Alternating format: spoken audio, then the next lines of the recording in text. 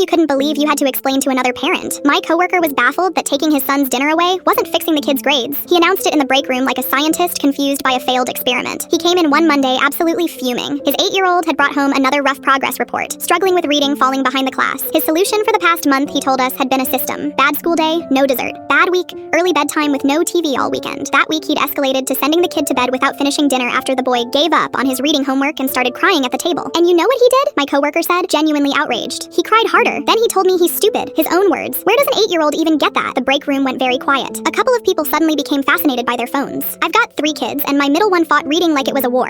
So I asked the obvious question nobody had apparently asked. When he's doing the homework, what's actually happening? Where does it break down? He blinked at me. He didn't know. He'd never sat with him during it. He assigned the homework hour, checked the results, and issued the sentence. Judge, jury, no witnesses. Walk me through last night, I said. So he did. Kid at the table, staring at the page, squirming, guessing at words he should know by now, rubbing his eyes, complaining the letters were moving around, then melting down. Punishment applied. Repeat daily. The letters were moving around. I repeated. That's what he says when he's making excuses. I put my coffee down. Man, when's the last time his eyes were checked? You could watch the thought land on him like it had traveled a very long distance. Never. The answer was never. Not since the basic screening at his pediatrician years ago. I told him about my middle kid. Same table, same tears, same I'm dumb, same letters that swam. Turned out he needed glasses and had a mild tracking issue. 12 weeks of vision therapy and readers, and the kid who wouldn't try started reading cereal boxes out loud at breakfast just to show off. Here's the thing, I said, and I tried to say it gently, because shame makes people defensive, and defensive people don't change. Right now your son is failing at something. Asking for help the only way an 8-year-old knows how, by falling apart on, and the response he's getting is losing dinner. So the lesson he's actually learning isn't work harder. It's when I struggle, I get hurt, so hide it. That lesson follows kids for 30 years. He got prickly. My old man would have whooped me for those grades, and I turned out fine. You're a grown man taking food off an 8-year-old's plate because he can't decode the word through, I said. Ask your old man's method how that's going. Too far, maybe. He went red and quiet, and I braced for it. But then Deb from accounting, who never says anything to anybody, spoke up from the corner. My brother didn't get his dyslexia caught until high school. He still calls himself the dumb one at 45. He's an engineer. And she went back to her yogurt. That did it more than I did, honestly. I told him what I'd do. Eye exam first, this week. Then sit with the kid during homework. Not hovering, just on the same team.